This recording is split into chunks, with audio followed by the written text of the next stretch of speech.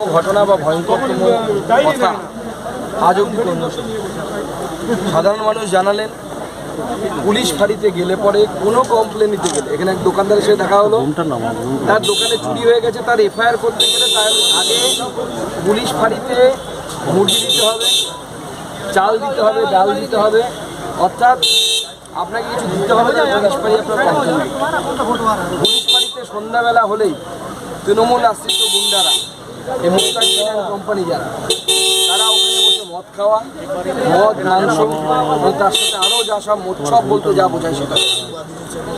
College ছাত্রীরা বলছে তারা পড়তে যেতে পারে না, পড়তে গেলে তাদেরকে নানান রকম কটূক্তি করা হয়। সেই কটূক্তির যদি প্রতিবাদ করে, কটূক্তি শুধু হয় না, অপমান করার জন্য যা যা করা দরকার, মুখে জল নিয়ে কুচি করে মুখের উপর ফেলে দেওয়া হয়। যদি প্রতিবাদ করে মেয়েরা তখন তাদেরকে বলা হয় যে তোর মায়ের ঘরে গিয়ে শুতে যাও। কি কোন জায়গায় আছি আমরা? বাংলাদেশের থেকে পাকিস্তানের থেকে এখান থেকে শোচনীয় অবস্থা কিনা হিন্দুদের কোথায় বাঁচবে কি করে এরা?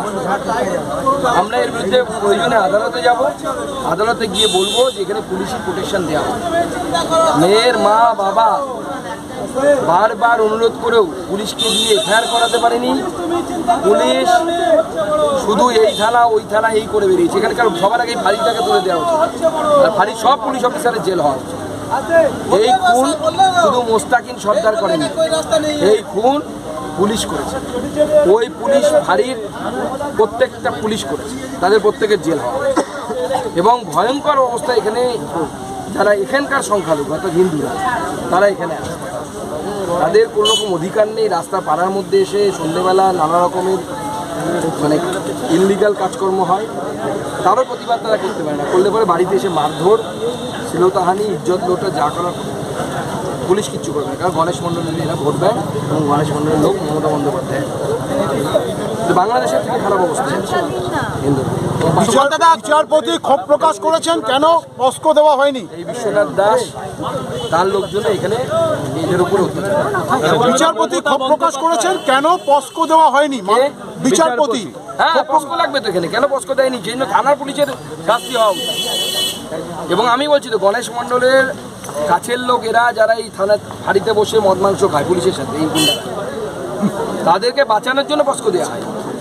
পস্কো দেওয়া উচিত এবং একে নির্দ্বিধায় ফাঁসিতে ঝোলানো। গ্রামের মানুষ বলছে থানা ছেড়ে দিক, পুলিশ ছেড়ে দিক, আমরা বুঝে না।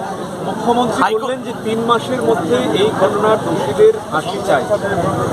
আলিপুরে কিছুক্ষণ আগেই বলেছেন উনি চাইছেন, কিন্তু এখানকার পরিস্থিতিতে এখানকার মানুষের সাথে একবার কথা বলে যান, আসুন না। হিন্দুদের সাথে এখানে যে যে ঘটনা ঘটে আমরা শুনলাম, আমরা তো অবাক হয়ে গেলাম। মাননীয় মুখ্যমন্ত্রী কি চলছে? রেপ হয়েছে না রেপ জেহাদ চলছে? যখনই ঘটনা ঘটল মুখ্যমন্ত্রী অন্য একটি তারপর এত সময় পরে আজকে ফাঁসির এই বিধান নিজেই বলছেন, ফাঁসির কারণ মাননীয় মুখ্যমন্ত্রী বুঝতে পারছেন যে বাংলার মানুষের আস্থা তার উপর থেকে উঠে গেছে। শুধুমাত্র কুর্সির মোহ, চেয়ারের মোহ তাকে রেজিগনেশন দিতে আটকাচ্ছে, আর কোনো কারণ নেই।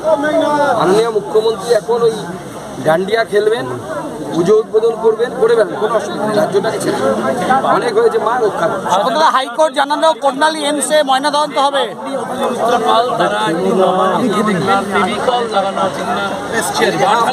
আমার মনে হয় আমি যাই, আমার মনে হয় আজ একবার যাই, গিয়ে দেখি মাননীয় মুখ্যমন্ত্রীকে দেখি যে তার সিদ্ধান্তটা হারিয়ে গেছে নাকি, কেন্দ্রের দলে কোথাও আছে নাকি, খুঁজে দিয়ে আসে। সিদ্ধান্তটা খুঁজে পাওয়া খুঁজে মাননীয় মুখ্যমন্ত্রীর সিদ্ধান্ত আছে বলে সুখান্ত দা, কল্যাণী এমসে ময়নাতদন্ত হবে। কলকাতা হাইকোর্ট জানালো কল্যাণী এমসে রায় সবাইকে মানতে হবে। মেয়েটিকে তো কামড়ে ছিবড়ে কিছু রাখেনি, কামছে একটা ফুটফুটে সুন্দর মেয়ে।